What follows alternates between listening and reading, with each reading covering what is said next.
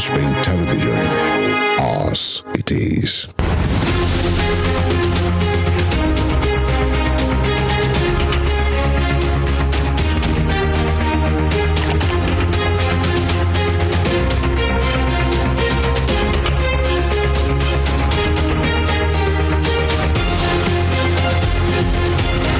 Good evening and welcome to Spring Global on Western Spring Television. Now the headlines. PDP's Oladipupo Adebutu files petition challenging the Ogun State governorship results. Israeli forces launches manhunt for the perpetrators of this morning attack in the occupied West Bank. Chinese scientists publish analysis of samples taken from the market linked to the COVID-19 outbreak. My name is Tunde Idowu. We begin in Nigeria. The Ogun State People's Democratic Party governorship candidate, Oladipupo Adebutu, has filed a petition before the Election Petitions Tribunal seeking an order declaring him as the winner of the election. The Independent National Electoral Commission, INEC, had declared Governor Dapo Abiodun of the All Progressive Congress as the winner, having polled a total of 276,298 votes to defeat Mr. Adebutu, who scored 262,383 votes. Adebutu and a member of his legal team, Gordy Uche, as well as party chieftains, stormed the tribunal secretariat at Ishabo Magistrate Court premises in Abeokuta and filed voluminous copies of the petition. In the petition, Mr. Adebutu and the PDP are the first and second petitioners, while INEC, Abiodun, and the APC are the first, second, and third respondents, respectively. Meanwhile, Professor Wole Soyinka has continued to weigh in on the 2023 general elections and the rhetorics of political actors following the electoral exercises. The Nobel laureate, in his latest communique titled Fascism on Cars, stated that a climate of fear is being generated by political actors who have refused to entertain corrective criticism. According to Soyinka, Nigerian democracy 2023 has witnessed innovations largely in the retrogressive vein as violence, ethnic profiling, and intimidation continue to be easily overlooked, even as they are directed against dissenting voices. Nobel laureate further challenged the Labour Party's vice presidential candidate Yusuf Dati Baba Ahmed to a one-on-one interview regarding the nation's democracy at this time in its history. Soyinka's comments comes a few days after he noted that his trust has been broken down completely.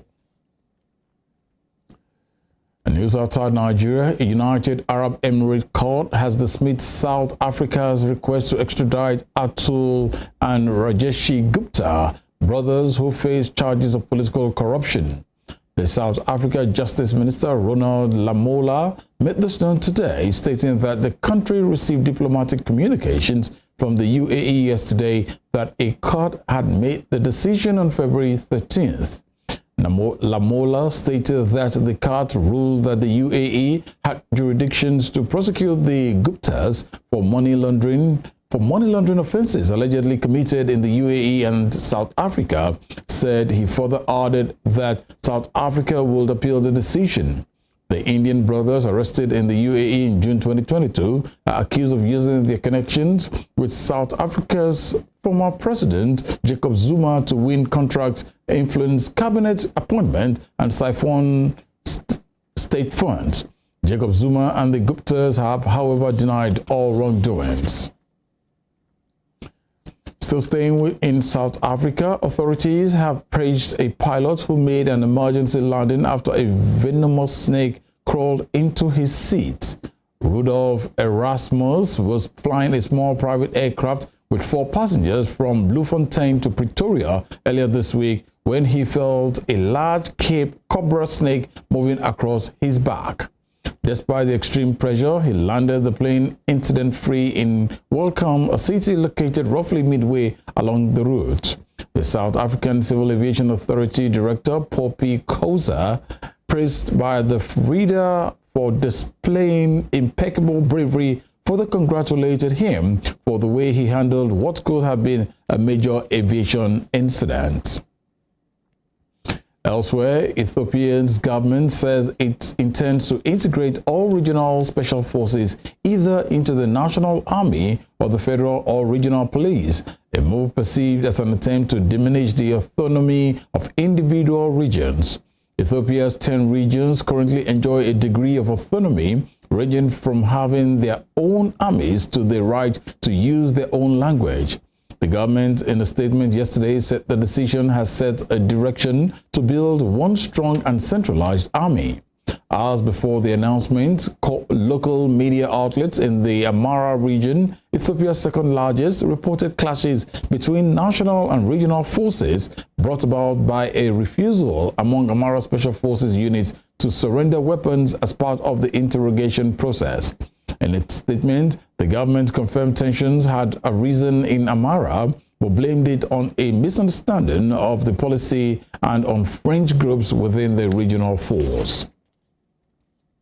And to the Russia-Ukraine war, Russian Foreign Minister Sergei Lavrov has said Moscow wants any Ukraine peace talks to be centered on creating a new world order.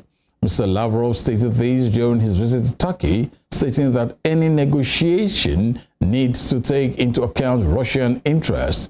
He added that Russia rejects a unipolar world order led by one hegemon. This comes as Ukraine rejected a proposition from Brazil President Luiz Inácio Lula da Silva, who suggested Kiev give up Crimea to end the war.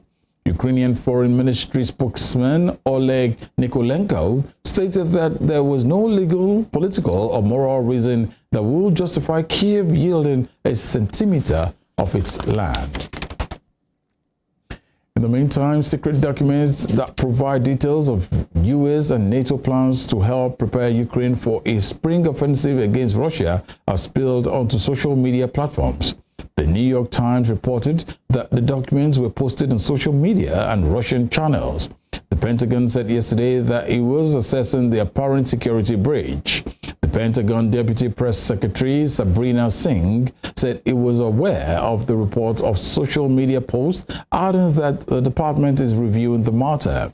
The documents were spread on Twitter and Telegram and reportedly contained charts and details about weapons deliveries, battalion strengths, and other sensitive information. There was no explanation as to how the plans were obtained. In the Middle East, Israeli forces have started a manhunt for the perpetrators of the attack in the West Bank in which 2 settlers were killed. 2 people were killed after gunmen opened fire on a vehicle in the occupied West Bank as tensions between Israel and Palestinians intensify. It was gathered that the Israeli army had set up checkpoints to inspect cars on the main road at an intersection near the illegal settlement of Hamra in the northern Jordan Valley where the incident took place.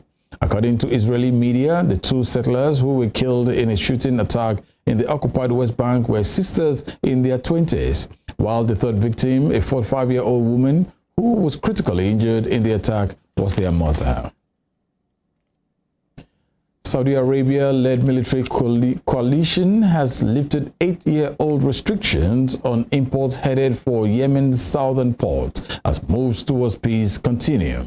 The announcement signals progress in peace talks with the Houthi rebel groups in the north and follows the easing of restrictions on commercial goods entering the Houthi-held western port of Hodeidah, the country's main seaport.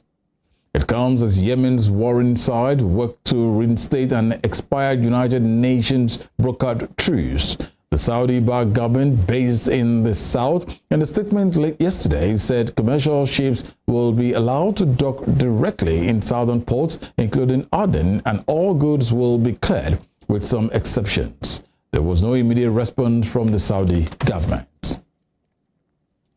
You're watching Spring Global on Western Spring Television. We'll be right back after this break.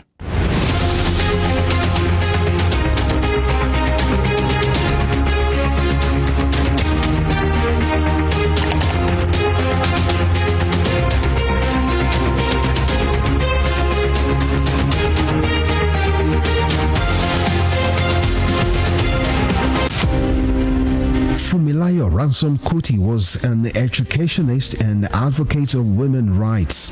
She was recognized for her vitriolic comments against colonial policy of taxation as it affected the Nigerian women. Bere, as fondly addressed by her women followers, Funmilayo championed the initiation of universal adult suffrage, which gave an unprecedented leeway for women to contest elective offices and power to exercise voting rights. Married to a foremost educationist and teacher, Israel Oladotun Ransom Kuti, the first president of Nigeria Union of Teachers, Funmilayo Ransom Kuti was the mother of children who inherited her spirit of activism. Olufela and Be Ololari, the former, a renowned musical legend. She was the first female student of Abeokuta Grammar School and the first female to own and drive a car in Nigeria. The award recipient of Member of Order of Nigeria MON and Lenin Peace Prize, was born on 25th October 1900 and was killed on 13th April 1978 by rampaging road soldiers in Lagos. Western Spring Television identifies Funmilayo Ransom Kuti as a watershed character in history. Nelson Rolihlahla Mandela was an anti-apartheid activist who gave his all for the elimination of what has been described as the world's most vicious rule of the unjust and man's inhumanity against man. He was born July 18, 1918 in Mvezo, South Africa, educated and trained as a successful legal practitioner. He took up the gauntlet of a human activist against segregation by the minority white suprematists in South Africa. At the climax of his trial for treason, orchestrated by the minority South African government, the great crusader for democratic equality was prepared to pay the supreme sacrifice to establish majority rule in his native land. He told white jurists that if achieving freedom for his people was worth his life, he was prepared to die.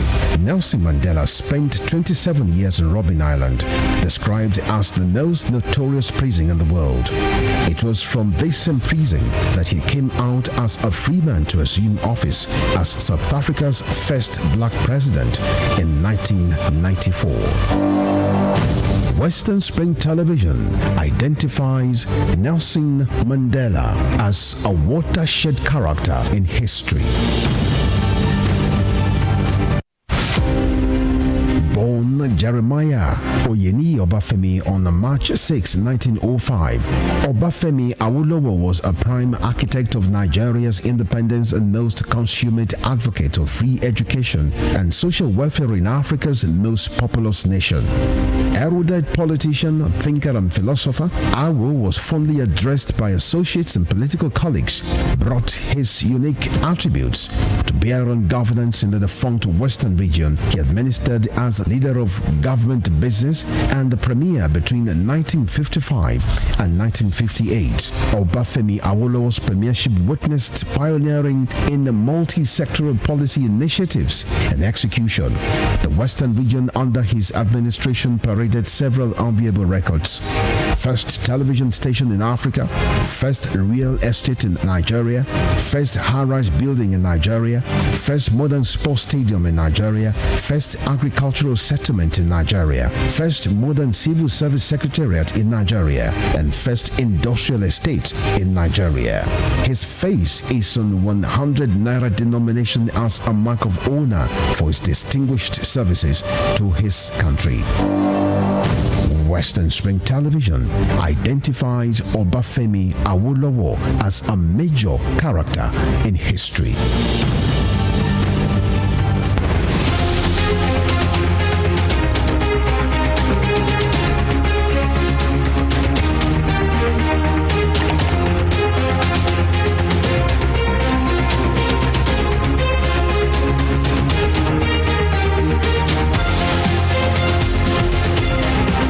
Thank you for being with us, and you're welcome back into other stories. A research team in China has published analysis of samples taken more than 3 years ago from the market linked to the outbreak of COVID-19. The Hunan Seafood and Wildlife Market in Wuhan has been a focal point in the search for the origin of the coronavirus. But this is the first peer-reviewed study of biological evidence gathered from the market back in 2020.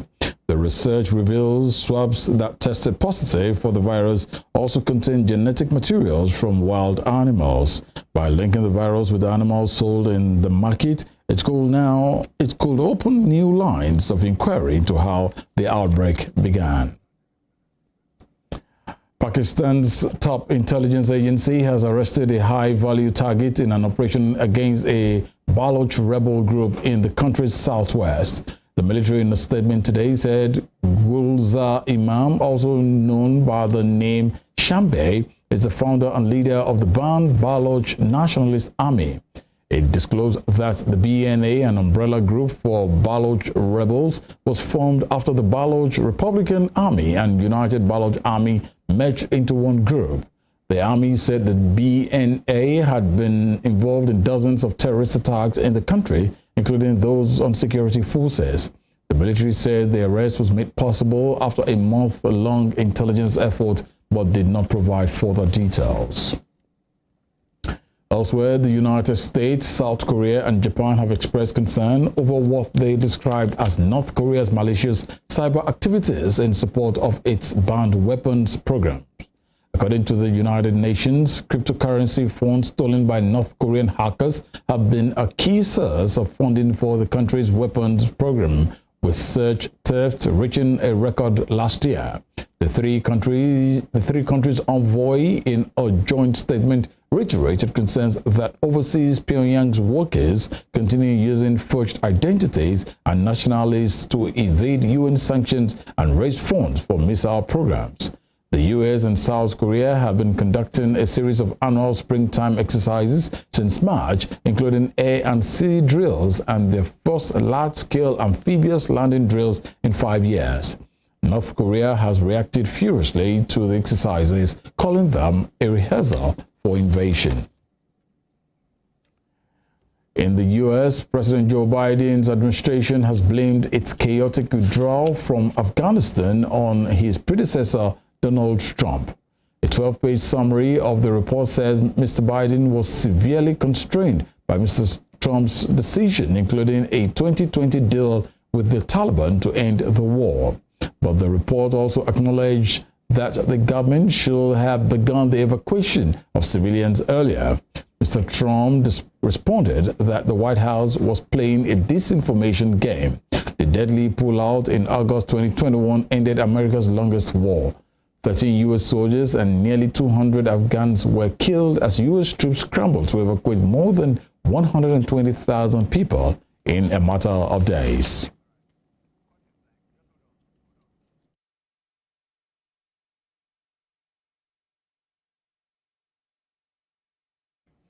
In other news, the Russian ruble has fallen to its lowest value for a year since shortly after Russia invaded Ukraine.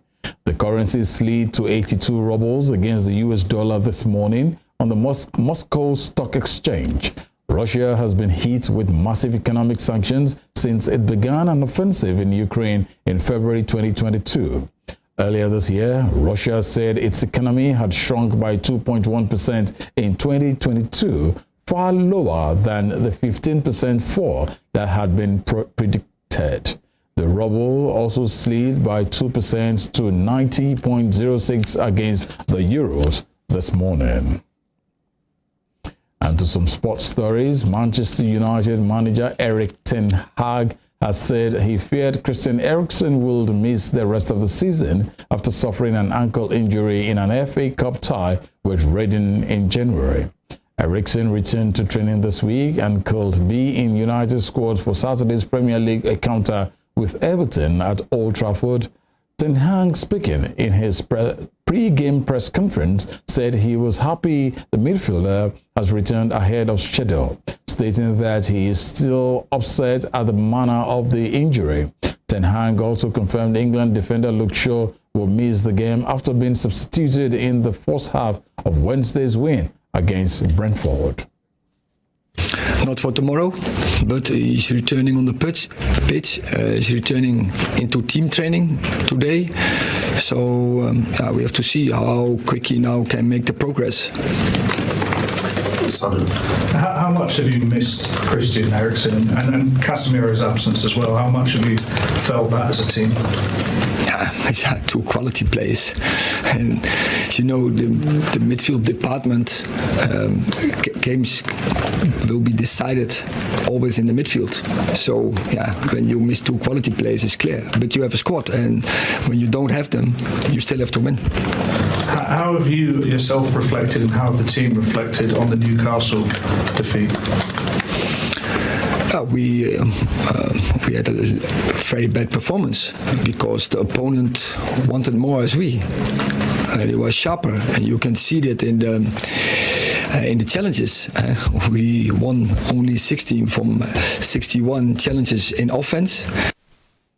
And away from football, a fencing World Cup event in Poland has been cancelled after the sport's international governing body, FIE, rejected a proposal to make Russian and Belarusian athletes sign a statement opposing the invasion of Ukraine. The Polish Fencing Federation General Secretary, Jackie Slupski, made this known, noting that Warsaw wanted all players coming for the World Cup sign a statement opposing the regime of Vladimir Putin. Earlier, the Ukraine's Fencing Federation said it will boycott all events in which Russian and Belarusians were included, while hundreds of fencers publicly opposed the FIE's decision in an open letter. Before we end Spring Global, here is a recap of our top stories.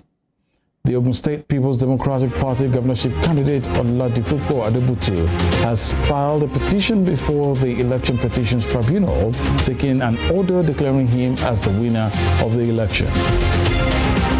Israeli forces have started a manhunt for the perpetrators of the attack in the West Bank in which 2 settlers were killed. A research team in China has published analyses of samples taken more than 3 years ago from the market linked to the outbreak of COVID-19. You can follow us on our social media handles on Facebook, Instagram, and Twitter at Western Spring Television. You can also watch us live on our YouTube channel at Western Spring Television. So glad to be with you. I am Tunde Ido. Good evening.